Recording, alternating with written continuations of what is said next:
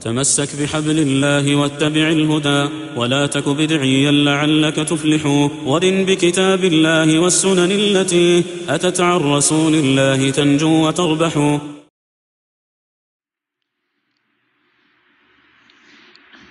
إن الحمد لله نحمده ونستعينه ونستغفره ونعوذ بالله من شرور أنفسنا ومن سيئات أعمالنا من يهده الله فلا مضل له ومن يضلل فلا هادي له وأشهد أن لا إله إلا الله وحده لا شريك له وأشهد أن محمدا عبده ورسوله صلى الله عليه وسلم.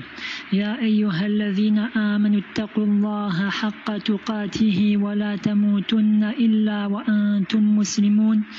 يا أيها الناس اتقوا ربكم الذي خلقكم من نفس واحدة وخلق منها زوجها وبث منهما رجالا كثيرا ونساء واتقوا الله الذي تساءلون به والأرحام إن الله كان عليكم رقيبا. يا أيها الذين آمنوا اتقوا الله وقولوا قولا سديدا يصلح لكم أعمالكم ويغفر لكم ذنوبكم ومن يطع الله ورسوله فقد فاز فوزا عظيما. أما بعد فإن أصدق الحديث كتاب الله وخير الهدي هدي محمد صلى الله عليه وسلم وشر الأمور محدثاتها وكل محدثة بدعة وكل بدعة ضلالة وكل ضلالة في النار.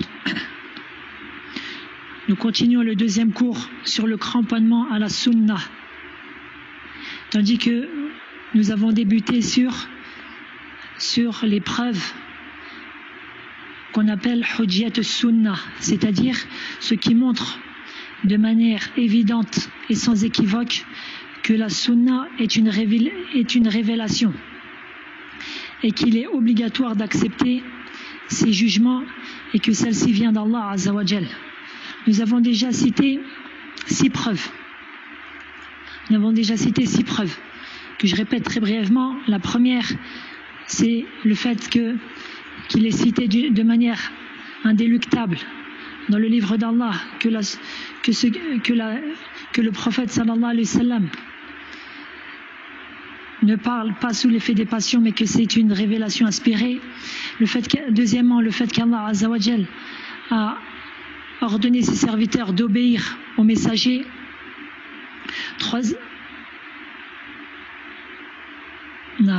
Troisièmement, le fait qu'Allah Ta'ala nous a ordonné d'accepter tout ce qui vient du messager sallallahu alayhi wa sallam. Quatrièmement, le fait qu'Allah a fait que le messager sallallahu alayhi wa sallam est notre exemple à suivre. Cinquièmement, le fait que Allah Azza wa Jal a menacé sévèrement le fait de se détourner des ordres du messager d'Allah sallallahu alayhi wa sallam. Sixièmement, le fait qu'Allah Azza wa Jal a appelé à revenir vers son livre et vers la sunna du prophète sallallahu alayhi wa sallam en cas de dispute et de divergence. Je continue. La 7e preuve, le hadith que j'ai cité dans le cours précédent, qui a été rapporté par l'imam Malik, rahimahullah, et rendu authentique par Sheikh al-Albani, rahimahullah, la parole du prophète sallallahu alayhi wa sallam: taraktu fikum shay'ayni lan tadillu ba'dahum ma tamassaktum bihima kitabullahi wa sunnati. Je vous ai laissé 2 choses. Vous ne vous égarerez pas tant que vous serez cramponnés à eux deux, le livre d'Allah et ma sunna.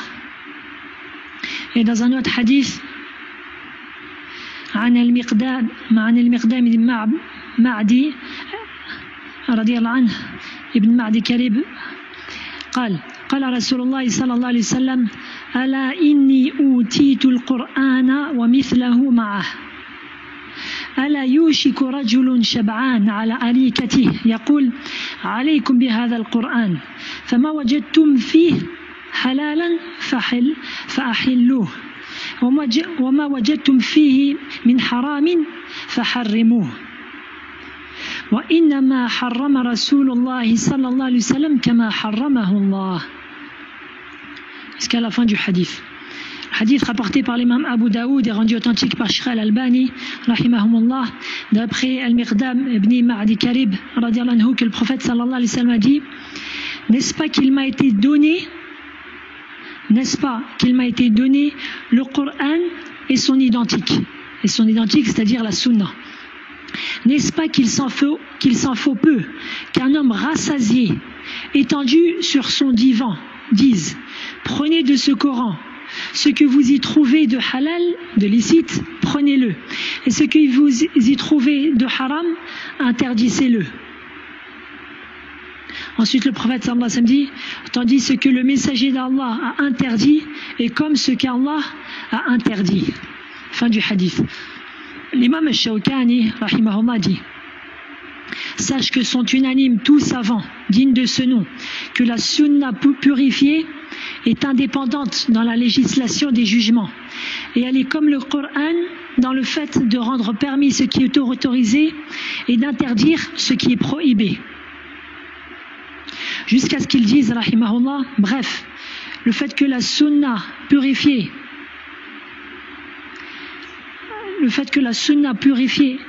est une preuve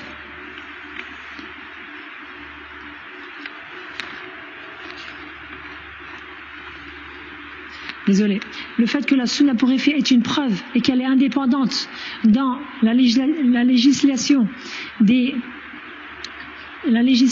jugements, ceci est une nécessité religieuse. Personne ne diverge sur cela, si ce n'est celui qui a aucune part de l'islam. Fin de citation. Je peux rajouter une faïda quant au hadith précédent, un point à retenir. En réalité, ceux qui renient la sunna ont mécru au Coran et à la sunna. Car le Coran, c'est lui qui a, Allah Azza wa Jal, dans le Coran, c'est lui qui a obligé ses serviteurs à suivre la sunna. Et en réalité, ces gens-là ne nous poussent qu'à plus nous accrocher et à nous cramponner à la sunna. Car, comme vous l'avez entendu dans le hadith précité, le prophète sallallahu alayhi wa sallam a prophétisé cela. C'est-à-dire qu'il a prophétisé que certaines personnes allaient dire: prenez le Coran et délaissez la sunna. De plus, la manière à laquelle le prophète sallallahu alayhi wa sallam a décrit cet individu, à savoir un homme rassasié, étendu sur son divan, montre que cet individu a délaissé l'étude de la science et le voyage vers celle-ci, afin de s'étendre sur ses divans. De plus, cela nous montre que cet individu est bien loin du Coran, car le Coran, comme on l'a déjà cité, appelle à ne pas faire de gaspillage, de manger de manière raisonnable. قال الله تعالى وكلوا واشربوا ولا تسرفوا. Et mangez et buvez et ne commettez pas d'excès. Or cet individu-là a son ventre bien rempli, il est bien rassasié. La huitième preuve, je reviens au sujet principal. Le fait que le prophète sallallahu alayhi wa sallam a dit dans un grand nombre de hadiths umirtu, c'est-à-dire il m'a été ordonné. Puis il cite le hadith. Qui est celui qui l'a ordonné? C'est Allah. Ce qui prouve que sa sunna et ses hadiths sont une révélation. Par exemple, le hadith dans Sahih al-Bukhari, l'authentique d'Al-Bukhari d'après Ibn Abbas, قوله صلى الله عليه وسلم أمرت أن أسجد على 7 أعظم على الجبهة وشار بيده على أنفه واليدين والركبتين وأطراف القدمين. Le prophète sallallahu alayhi wa sallam dit dans le hadith: il m'a été ordonné de me prosterner à travers 7 membres par le front, et il fit un signe vers son nez. C'est-à-dire que le front, cela comprend le nez. C'est important de savoir ça, car certaines personnes, lorsqu'ils se prosternent, ils posent juste leur tête, leur front, et ceci est va en contraire du hadith. Il faut poser le front et le nez. Bref, à travers 7 membres par le front, et il fait un signe vers son nez, et les 2 mains, et les 2 genoux, et les 2 pieds. Et aussi c'est bon de savoir cela, car certaines personnes, lorsqu'ils se prosternent, ses pieds ils flottent dans l'air. Ceci encore est contraire à la sunna. Bref. Or, cette information, on ne la trouve pas dans le Coran. La sunna est donc une révélation à part entière. Aussi, il a été fait révélation sur le prophète sallallahu alayhi wa sallam du Coran et de la sunna et de sa sunna. Et le prophète sallallahu alayhi wa sallam a transmis à la communauté de la meilleure des façons le Coran et la sunna. Bon, une petite faïda que je rajoute, une petite parenthèse. Al-Allama As-Suyuti, il donne pour définition du Coran. Le Coran est la parole d'Allah qui a été révélée sur Mohammed sallallahu alayhi wa sallam par miracle et a rendu incapable la création de donner une chose semblable. Il est réparti en sourates et celui qui le lit est en état d'adoration. Fin de citation en explicitant ce qu'a voulu dire l'imam Suyuti rahimahullah. Al-Allama Suyuti. Et la sunna, comme je l'ai cité hier, a ici pour sens ce qui a été rapporté du prophète sallallahu alayhi wa sallam comme parole, acte ou approbation. Cheikhuna Abdul Muhsin Al-Abbad hafidhahullah dit: le Coran est une adoration de le lire et de le mettre en pratique. Et la sunna est une adoration de le mettre en pratique. Fin de citation. C'est-à-dire que le seul fait de lire les hadiths n'est pas une adoration. Alors que le seul fait de lire le Coran, c'est une adoration. Si ce n'est, bien sûr, si la personne, elle lit les hadiths, elle a pour intention d'étudier la science. Alors à ce moment-là, elle est en état d'adoration car elle a l'intention d'étudier la science. Alors que le Coran, non. Même si tu n'as pas l'intention d'étudier la science, à partir du moment où tu lis le Coran, et quand on dit on lit le Coran, c'est-à-dire comme il a été révélé en arabe, alors la personne est en état d'adoration. La 9e preuve, ce qu'a rapporté l'imam Nasa'i et d'autres, et qui a été rendu authentique par Shir al-Albani, qu'un homme est venu voir le prophète sallallahu alayhi wa sallam et a dit: ô messager d'Allah, qu'est-ce qu'il m'attend si je meurs dans le sentier d'Allah? Le prophète sallallahu alayhi wa sallam a dit: le paradis. Et dans une autre version, il lui a demandé: est-ce qu'Allah me pardonnera mes péchés? Et le prophète sallallahu alayhi wa sallam a dit oui. Ensuite, le prophète sallallahu alayhi wa sallam a dit: si ce n'est les dettes. Donc au début, le prophète sallallahu alayhi wa sallam il a dit oui. Point. Ensuite, le prophète sallallahu alayhi wa sallam a fait une exception, il a dit: si ce n'est les dettes, hormis les dettes. Sarrani bihi Jibril ou anifan. Ensuite, le prophète sallallahu alayhi wa sallam a dit: Jibril m'en a fait part dernièrement.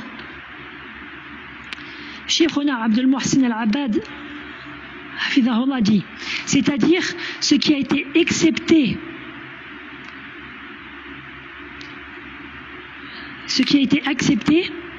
c'est-à-dire si ce n'est hormis la dette, Jibril est venu avec cette information-là, car c'est lui qui est venu avec la base, le début de la parole, et c'est lui qui est venu avec l'exception. Ainsi la parole du prophète sallallahu alayhi wa sallam, Jibril m'en a fait part dernièrement, met en lumière que la sunna vient d'Allah Azza wa Jal. Fin de citation en résumé. Hassan ibn Atiyah rahimahullah dit: Jibril descendait sur le prophète sallallahu alayhi wa sallam avec la sunna, tout comme il descendait sur lui avec le Coran. Et il lui apprenait celle-ci, tout comme il lui apprenait le Coran. La 10e preuve, le consensus des compagnons du prophète sallallahu alayhi wa sallam, al-ijma'u al-qat'i, wa radiyallahu anhum, qui ont accepté et cru et appris et mémorisé et mis en application la sunna du prophète sallallahu alayhi wa sallam, ses paroles, ses actes et ses approbations, durant sa vie et après sa mort.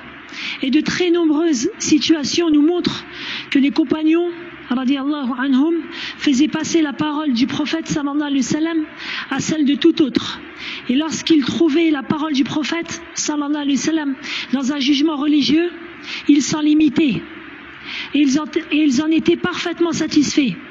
Et ils ne cherchaient rien d'autre après cela. Or, le consensus, l'ijma', est une preuve en soi. De plus, il nous a été ordonné de suivre les compagnons du prophète sallallahu alayhi wa sallam et ceux qui les ont suivis dans le bien. Allah Ta'ala dit: والسابقون الأولون من المهاجرين والأنصار والذين اتبعوهم بإحسان رضي الله عنهم ورضوا عنه وأعد لهم جنات تجري تحتها الأنهار خالدين فيها أبدا ذلك الفوز العظيم.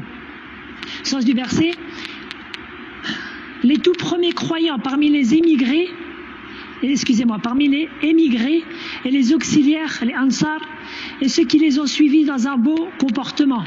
Allah les a agréés et il l'agrée. Il a préparé pour eux des jardins sous lesquels coulent les ruisseaux et ils demeureront éternellement. Voilà l'énorme succès. Je cite quelques exemples durant la vie des compagnons. Après la mort du prophète sallallahu alayhi wa sallam, les compagnons se sont interrogés où est-ce qu'ils allaient enterrer le prophète sallallahu alayhi wa sallam. Puis lorsque Abu Bakr Siddiq radiyallahu anhu a rapporté du prophète sallallahu alayhi wa sallam que les prophètes sont enterrés au lieu où ils décèdent, alors tous ont accepté ce jugement et ils s'en sont contentés. Un autre exemple, lorsque Omar ibn al-Khattab radiyallahu anhu furent en expédition vers Al-Sham. Al-Sham, c'est du côté de la Syrie. Et ils apprirent que la peste était entrée dans celle-ci. Ils s'interrogèrent, est-ce qu'ils doivent y entrer ou non? Puis est venu Abdurrahman ibn Auf radiyallahu anhu avec un hadith du prophète sallallahu alayhi wa sallam qui dit que lorsqu'on a été averti que la peste est rentrée dans une terre, alors on n'y entre pas. Et si on s'y trouve déjà, alors on n'y sort pas. À ce moment-là, l'ensemble des compagnons ont accepté cela et s'en sont limités. Et le semblable à ces deux récits sont très nombreux et notoires. Ainsi, le consensus de tous ceux qui les ont suivis dans le bien dans cette méthodologie-là. L'imam Shafi'i dit,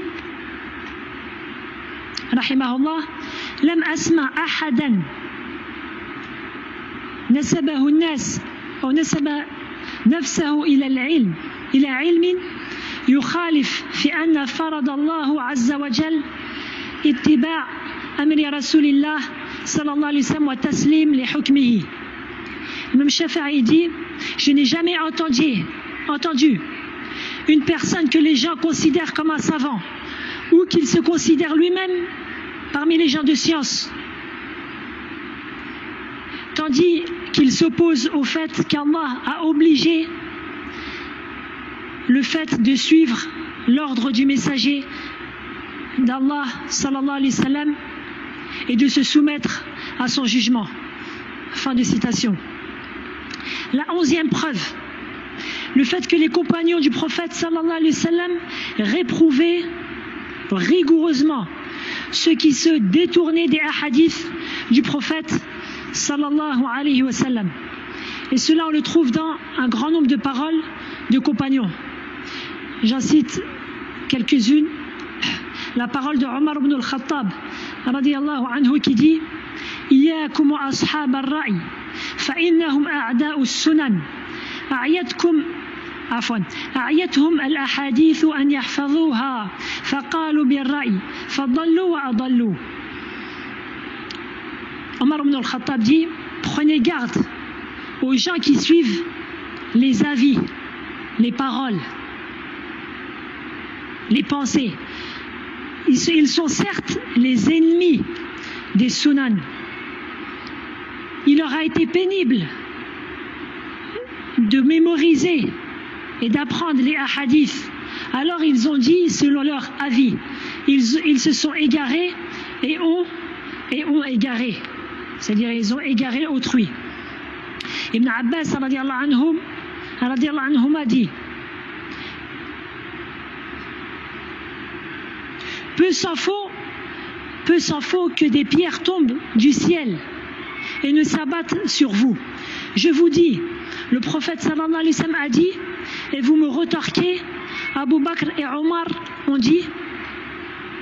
C'est car il a cité Ibn Abbas quelque chose du prophète sallallahu alayhi wa sallam. Et des gens qui n'ont pas de savoir ont dit oui, mais Abu Bakr a dit ou Omar a dit. Et voilà, c'est la réponse de Ibn Abbas, que même la parole des meilleurs de cette communauté, après le prophète sallallahu alayhi wa sallam, à savoir Abu Bakr et Omar, ne doit pas être mis sur un piédestal avec la parole du prophète sallallahu alayhi wa sallam. Et il est rapporté qu'un homme se renda auprès du célèbre compagnon Imran ibn al-Hussein radiyallahu anhu pour l'interroger. Alors Imran ibn al-Hussein radiyallahu anhu lui répondit par un hadith. L'homme dit alors: citez-nous le livre d'Allah et ne nous citez pas autre que lui.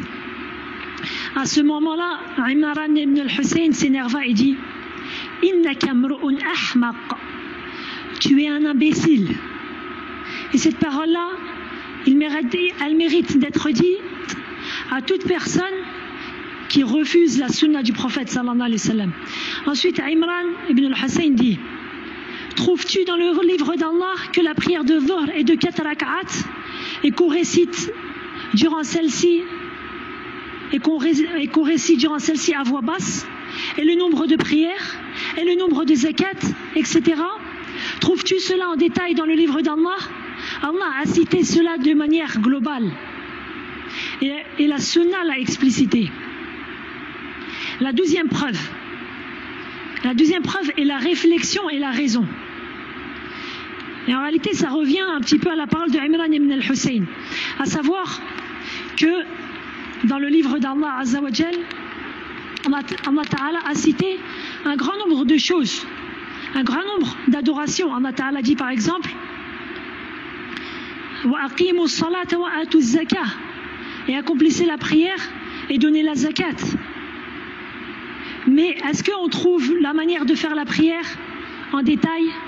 Le nombre de rak'at, le nombre, qu'est-ce qu'il faut dire à chaque rak'at, qu'est-ce qu'il faut dire durant le recours de l'ansujoud, la zakat? Est-ce qu'on trouve, c'est-à-dire maqadir az-zakat, à partir de combien, à partir de quelle fortune la personne est obligée de donner la zakat? Al-Hajj, le pèlerinage. Est-ce qu'on sait à travers le pèlerinage, à travers le Coran, la description du pèlerinage en détail? Non, tout cela est venu à travers la sunna du prophète sallallahu alayhi wa sallam.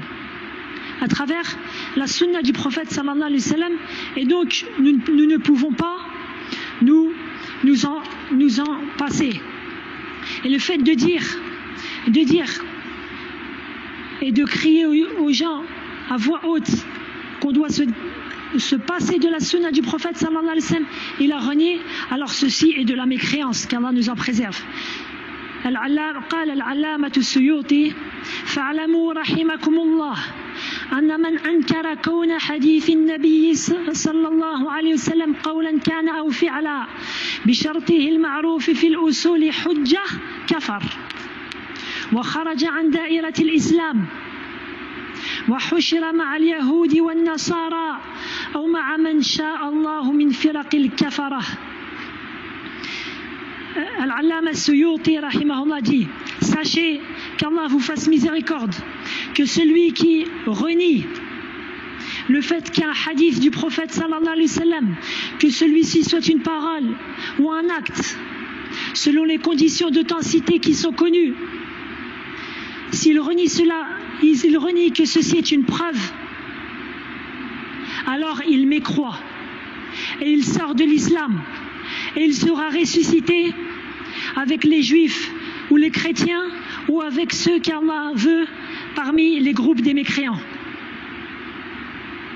Ainsi, nous conseillons nos frères en islam, qu'Allah nous fasse miséricorde ainsi qu'à vous,